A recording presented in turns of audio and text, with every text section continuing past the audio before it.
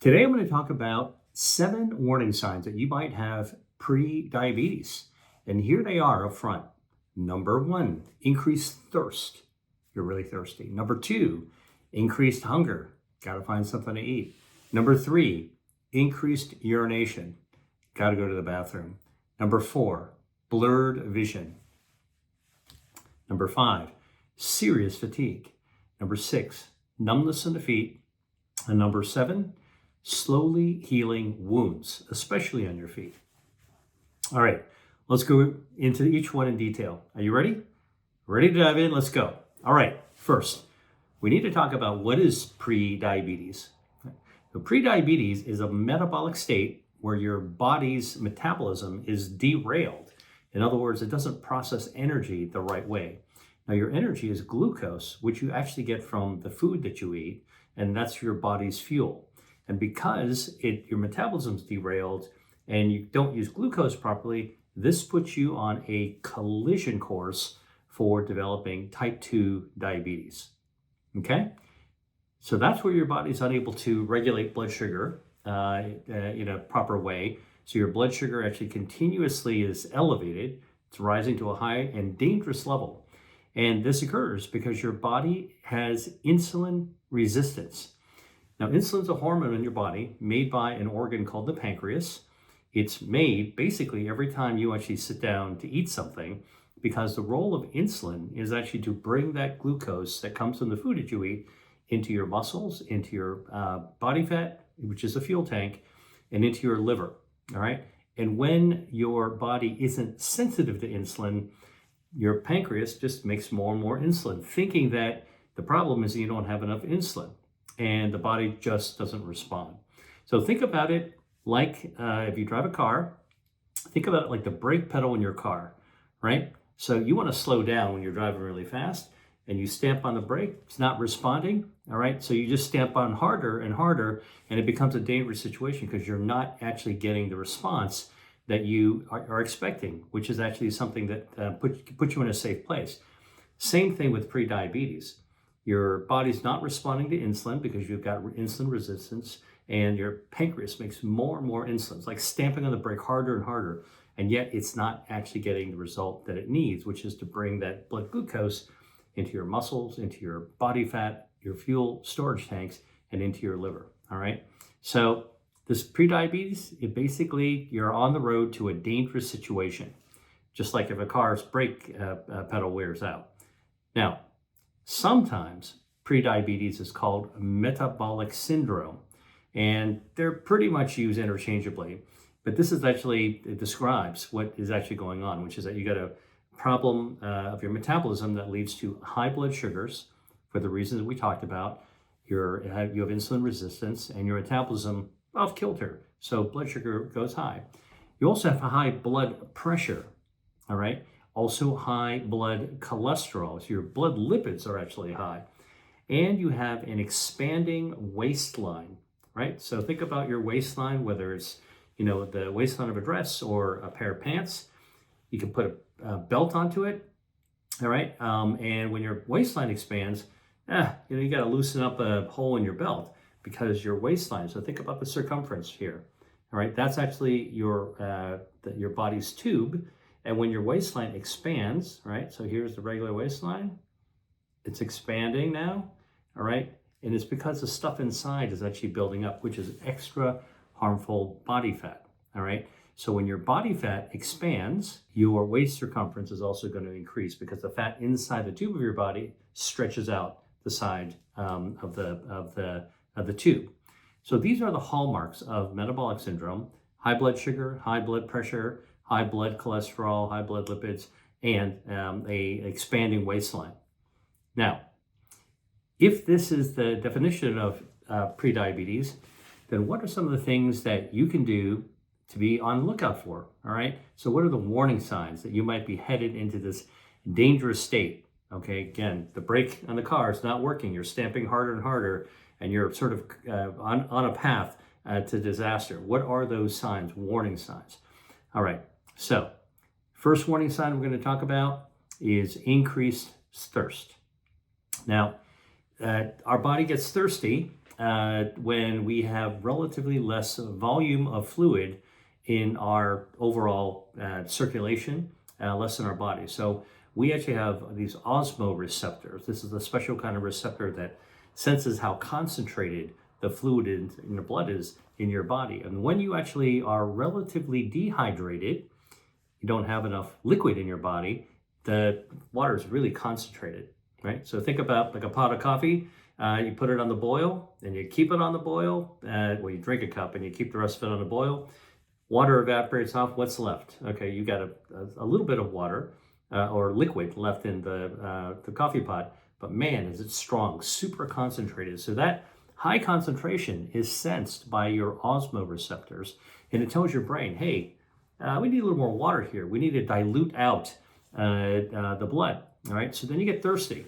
So the natural hormonal signal that comes from concentrated blood because you've lost water is to drink more water. So that's the signal. Now, when you actually have type 2 diabetes, you get thirsty because of the second reason, which is that you're peeing out a lot of water. We're going to talk about that in a second. But when you're actually losing water, your blood gets more concentrated and you get more thirsty. So if you find yourself, more than usual, needing to slug down some water, but not just 1 cup, not just 2 cups, we're eating 3 cups. Or maybe you're getting up at night because you're really, you feel parched and you go drink 2 or 3, maybe 4 cups of water. That is a warning sign. Something's going on with the concentration of your blood where for some reason your brain is telling you that you need to actually drink more water.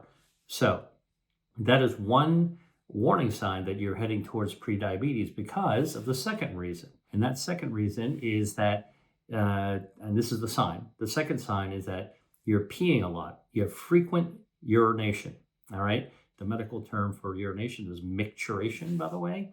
And one of the things that actually happens is that as you head towards this metabolic state, right? One of the things that happens with the kidney is the kidney starts malfunctioning a little bit as well, and you lose a lot of water, all right? So you pee out a lot of water. So you're drinking a lot of water and you're peeing out a lot of water, all right? And part of the other reason that you might want to be drinking a lot of water is that there's a lot of glucose in your blood as well. So it's pretty concentrated. So you need to actually drink more water, which is going to cause you to pee more.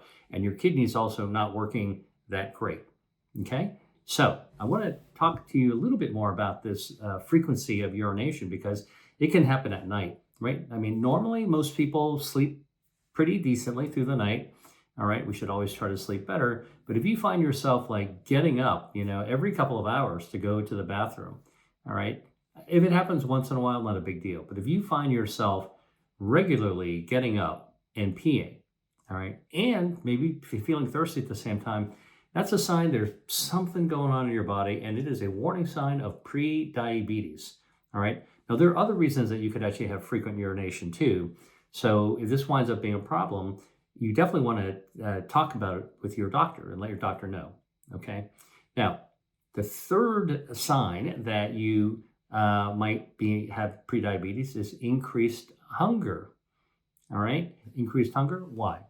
Well, remember I told you the food that we eat is the fuel that we store in our body, and we run the engine of our body off the fuel, right? So that fuel being glucose and insulin being the way that your body, your metabolism takes that fuel and puts it into the engine of your body. So think about it. If you are driving a car and you put gasoline into the gas tank or petrol, you fill it all up. Now, when you're driving, guess what? Your car has to be able to take the gasoline and move it through the engine in order to be able to run the engine. If the car can't take the fuel and move it into the engine, guess what? The engine's going to feel like there's not enough gas in the car and it's not going to run very well. Same thing as in prediabetes. When you have insulin resistance, you might have a full tank. I mean, you've eaten a meal, blood sugar is there. There's plenty of fuel, but it can't get it to the engine of your body. Can't store it in your muscles, can't put it in your body fat, and can't get into your liver. And so what winds up happening is that you feel hungry. All right. So this is one of the natural instincts of our body. When we don't have enough fuel, there are signals that go to the brain that say, "Hey, our tank feels like it's empty. Better go fill it back up." So you're hungry all the time, even if you have been eating regularly already. Even if you're eating healthy, your body's still unable to actually get the blood sugar into your cells, and so you're going to feel more hungry. So the three things that I talked about: increased thirst, all right, increased going to the bathroom, urination, micturition, and increased hunger. These are three things that we have medical terms for, and I want to share those with you because you might not know this is what it's called. But increased thirst, drinking a lot of water, it's called polydipsia, DIPSIA, polydipsia. Urinating frequently is called polyuria, for the obvious reasons. And eating a lot, feeling hungry and eating a lot all the time is called polyphagia. Phagia, phagos means eating, all right? So polydipsia, polyuria, polyphagia are all signs that you might have prediabetes moving into, frankly, type 2 diabetes, all right? So these are three of the signs that you might have pre-diabetes. Now, here's the thing, right? So you might be eating, you might be drinking, but you're keeping on losing water. So you got to keep on drinking more water to dilute your blood, and you're peeing. So you're losing a lot of water, liquid from your blood volume. And then because you're not actually getting energy into your cells, you're feeling hungry, but you're not getting the fuel where the engine that needs the fuel is actually running. So this then leads to the third sign that you might actually have prediabetes, or you're headed towards type 2 diabetes, and that's serious fatigue. Now, fatigue is actually a tricky concept. I'm actually doing some research on it right now. We don't really understand the biology of fatigue very well. A lot of things can make you tired, right? Your muscles could be weak. You could have just run a marathon. You might have an illness. There might be medication on board in your body. There's a lot of reasons that you can feel fatigue. But when your metabolism is off kilter and your body is insulin resistant, remember what I told you, the blood sugar is there in your bloodstream, glucose is there. In fact, it's at high levels, but your body is insulin resistant, so the insulin can't draw it into your cells to give you the energy that you need, right? So you're not able to use the energy that you have. What does that mean when you can't use fuel that you need to power up the engine of your body? You're going to feel tired, okay? So serious fatigue over a long period of time, all right, despite the fact you're eating, is a warning sign of prediabetes, maybe even going towards type 2 diabetes. Now, as I mentioned to you, these warning signs are all connected together, right? And it makes sense why they actually happen. Once your metabolism gets derailed, once you get insulin resistant, once your blood vessels start breaking down in your kidney, you're going to be drinking a lot, you're going to be thirsty because you're going to be peeing a lot, you're going to be hungry a lot because you're not, even if you eat, you're not actually getting that energy into your muscles, and you're going to be tired. Those are the 4 warning signs, all right? Now, here's another warning sign, and that's that you might have blurred vision, okay?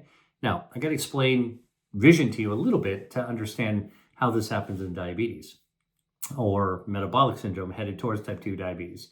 Okay, first of all, first thing to know is that your eye is a ball that is more or less crystal clear, right? So it's like the face of a watch, the clear face of a watch. You've got the cornea, that's the outermost layer, and light, anything that you're looking at is going to go right through that outer cornea, the outer lens. I mean, it's going to go through the outer shield of the cornea, it's a covering, and then it's going to go right through the lens, okay? Also crystal clear.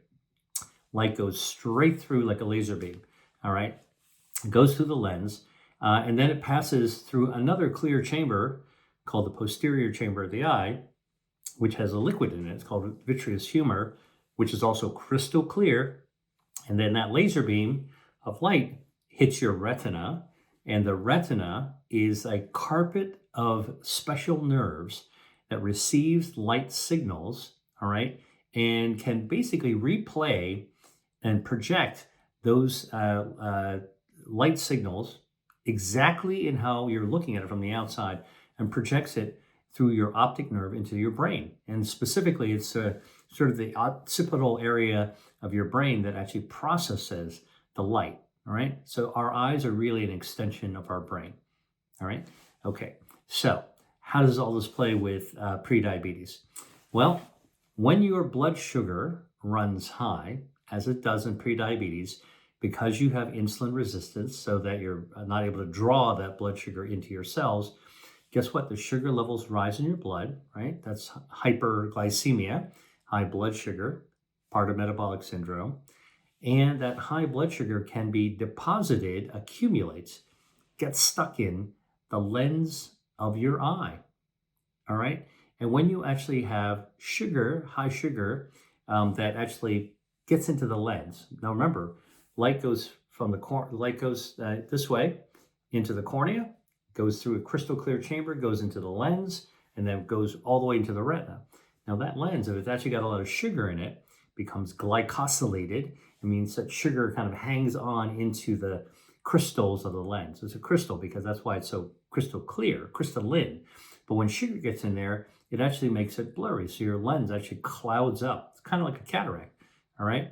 And when light shines through, it's not going to go straight through a glycosylated lens of your eye. And for that reason, you've got blurred vision, all right? So think about what happens if you have a clear glass of water. In fact, I have one right here. Look at this, all right? I'm not drinking too frequently, don't worry about me. But imagine if you have this crystal clear glass of water. Now what happens if I actually pour a ton of sugar into this? Pour a whole ton of sugar into it. The water is going to turn cloudy, right?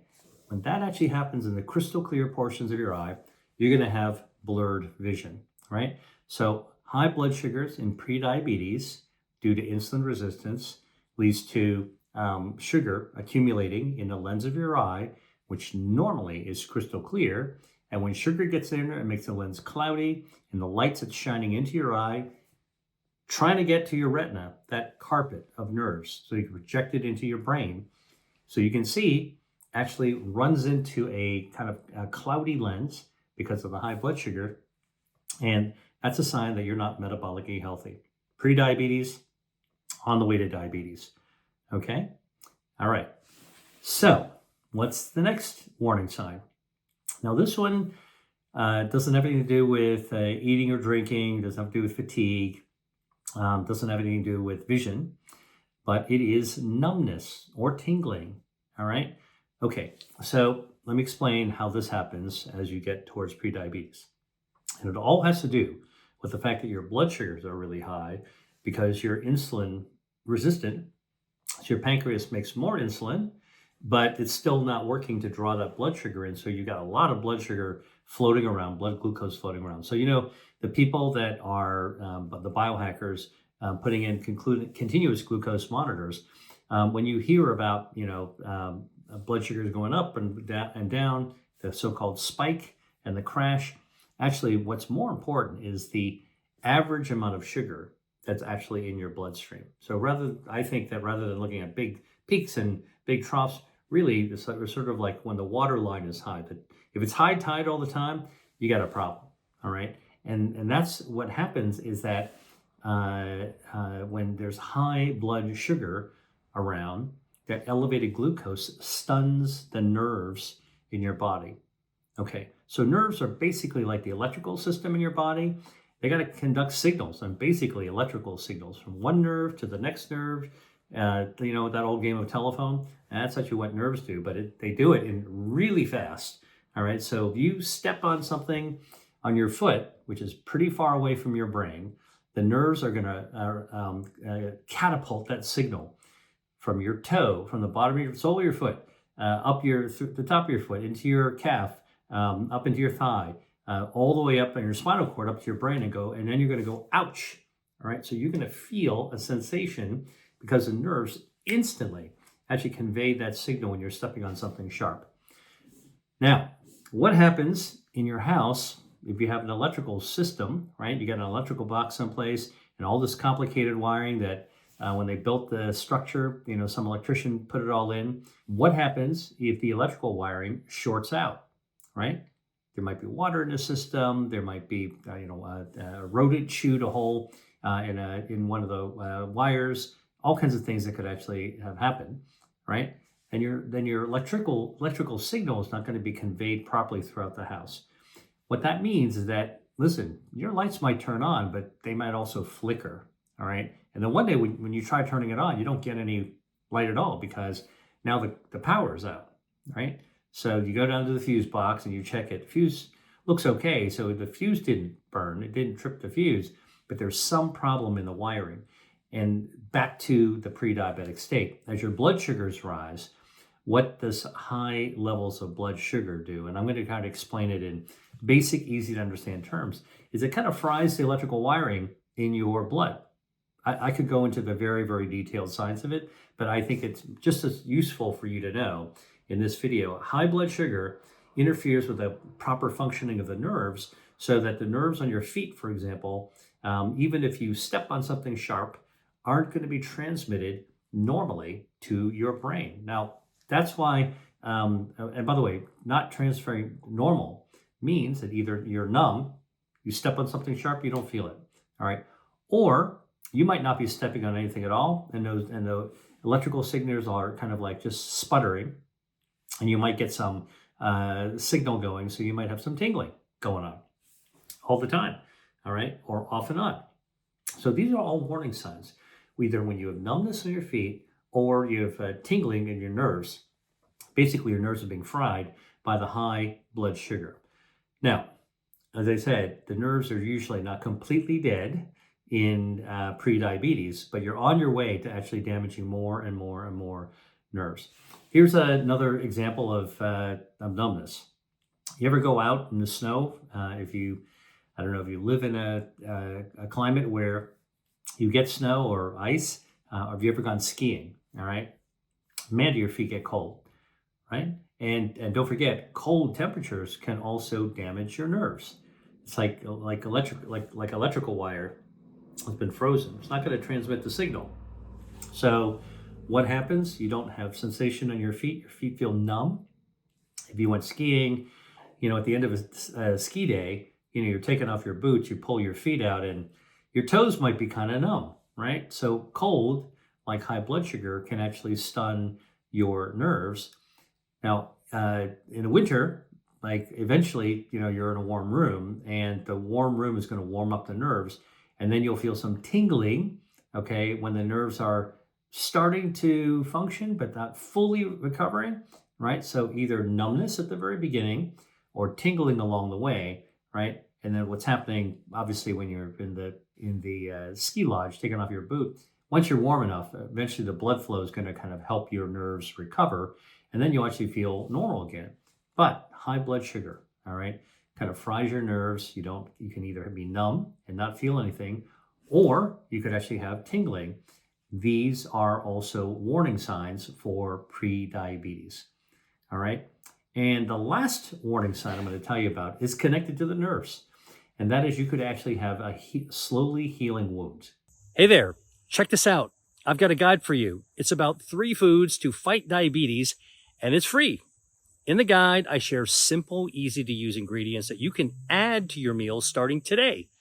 These are the foods that I eat myself, and they're packed with healthy bioactives that support your metabolism and help prevent insulin resistance. My guide is yours right now, free in the caption below. All you've got to do is click the link below the video. Now, let's get back to the other video.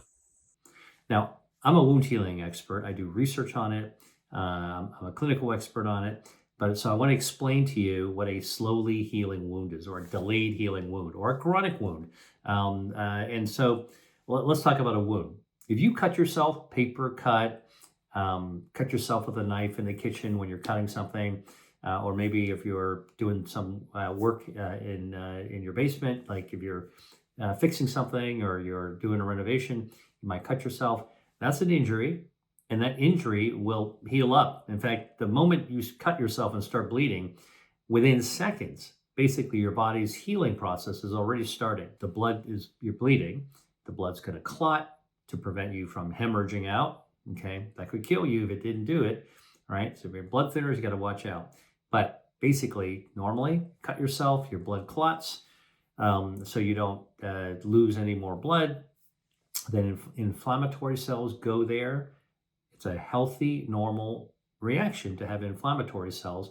They're there to clean up the wound, kill any bacteria that's there. They're first responders. Okay, it's kind of like 911 when you have an injury. The EMTs, the ambulance that gets there, these are your inflammatory cells. They're there for a little while, all right? A few days, then, and you see the swelling and it's painful, and they're cleaning up the wound. And then they go away. The inflammation dies back down, all right? And then other things happen in the wound to be able to stimulate new blood vessels to grow. That's angiogenesis, a field that I work in. Then you actually have fibroblasts, which are other cells in your tissue, in your skin, releasing collagen. All right, so you wind up building back the meat, the substance, the matrix of the wound. So you got blood vessels, you got matrix. That's something we call granulation tissue. All right, and then the top of the wound closes like a hatch. Right, that's called epithelialization because the layer of cells on top of your skin are epithelial cells, and so epithelialization is basically a wound, a crater that winds up closing, gets smaller, smaller, smaller, smaller, and then it closes. Right, so think about like a hatch. It close, it gets smaller, smaller, smaller, closes. Now at the top, you've actually sealed the wound. All right, and you have a little scab on top, but you sealed it. And underneath, got blood vessels and matrix growing up. That's how normal wound healing takes place. It takes place mostly, that process I just showed you, mostly in 7 to 10 days. You're pretty much good to go. If you have a scab, it'll fall off and the skin will be closed on the top, all right? Now, if you have prediabetes and you're on your way to type 2 diabetes, that wound that you have might not heal, all right? And why might it not heal? Well, first of all, you might not have even felt that you got that wound. So classic thing that happens in prediabetes going to type 2 diabetes is a wound or an injury on your feet, right? So think about it. It's the summertime, you're wearing flip-flops or sandals, or maybe you're bare feet, and you're walking around and there's like gravel and dirt and maybe some glass. Maybe there's a thumbtack or a nail, or a really sharp pebble, or a bottle cap, a piece of metal, a nail, could be anything, right? Now, if you had normal nerve function, remember the last warning sign I told you was that numbness, okay? If you had normal nerve function, you'd feel it. If you have something in your shoe, you'd go, I gotta get this out of my shoe. It's irritating, right? If you step on something sharp, you go, boom, you pull back right away. Sit down and check out the bottom of your feet. Brush it off to make sure like you're not wounded, right? If you are, like you got to pick it out and take care of it right away, right? But if you have had your prediabetes and you've had high blood sugar and your nerves might not be functioning properly, you might step on something really sharp. It could be anything, and you're not even going to feel it. So what's going to happen is that wound will occur. You won't even know it, and because it occurs on the bottom of your foot, which is a common place, ball of your foot, sole of your foot, your heel, then guess what? Because you don't feel it, and most people don't spend any time looking at the bottom of their feet, right? I mean, think about it. I don't care if you're a skinny person or you're an athlete, you probably don't spend a lot of time staring at the bottom of your foot, all right? And then people who are overweight or obese, they might have difficulty looking at the bottom of their foot, right? So if you had an injury there and you didn't feel it, it could be there for days or even weeks. All right. Now you've got an injury that you didn't even know about. And so you didn't clean it up. And so it might have gotten infected. And now it's on its way to actually becoming a serious wound. It's contaminated. And by the way, in prediabetes, going into diabetes, your immune system is not functioning properly. All right. You've got, relatively low immunity. Okay. Immunocompromised is diabetes. All right. And so you're not even getting the first responders to do the proper thing, and then your immune system to clean up the wound. I mean, they're there, it's inflamed, but it's actually not doing the right thing. So this is And prediabetes is on the way to a disaster where none of your defenses that are supposed to help you are working in the right way at the right time and doing the right job, right? So now you've got this wound on your feet. You didn't notice it for days or maybe weeks. Now it's infected, all right? And on top of that, your own immune system isn't working very well, so you're not defending against the infection very well. And then I told you in a normal healthy wound, you got blood vessels growing in the area that's injured to be able to heal it up, right? What do blood vessels do? They bring oxygen and they bring nutrients that can help heal. And if there's a cut, you actually need new blood vessels to fill the spot where there were blood vessels and then they were taken out, right? So you want to grow back in there. Guess what? In prediabetes, going to type 2 diabetes, there's problems with growing blood vessels. Your circulation doesn't grow very well. Angiogenesis, which is one of your body's health defenses, is compromised. That means that wound, which you might not detect for weeks, sometimes people with these diabetic foot ulcers, they don't even know they've got a wound until they start smelling it because the wound is contaminated and infected. Maybe somebody else smells it and points it out to you. Hey, buddy, what's that smell there coming from your feet? Maybe you should go take a shower. And then you take a look at it and you're like, oh my God, I've actually injured myself. And now you've got a chronic wound, a wound that doesn't heal normally. Remember I told you a normal wound, within 7 to 10 days, everything is gone, right? You can barely remember you had an injury there. Diabetes, it could go on for weeks or months or even years in type 2 or diabetes especially, or type 1 diabetes. Prediabetes is getting you in that direction. So a chronic wound is actually another warning sign that you might have pre-diabetes, okay? And you don't want to be getting into the serious stuff with type 2 diabetes, which is why you need to recognize these signs so that you can bring it to the attention of a doctor, see if there's any medical things that need to be done for you. And then, and I have a separate video about this, you can start taking steps to try to reverse your type 2 diabetes. That's the good news, is that all this terrible stuff, you can reverse it once you get your body to be more insulin sensitive, meaning your metabolism can be rebooted to do what it's supposed to do. All right? Okay, I hope you learned something on this video. We actually went into a lot of different complicated things, but they're all tied together. All right? So thanks for watching, and I'll see you on the next video. Hi there. If you enjoyed watching this video, I know you'll love the next one. Stay here and check it out, and I'll see you there.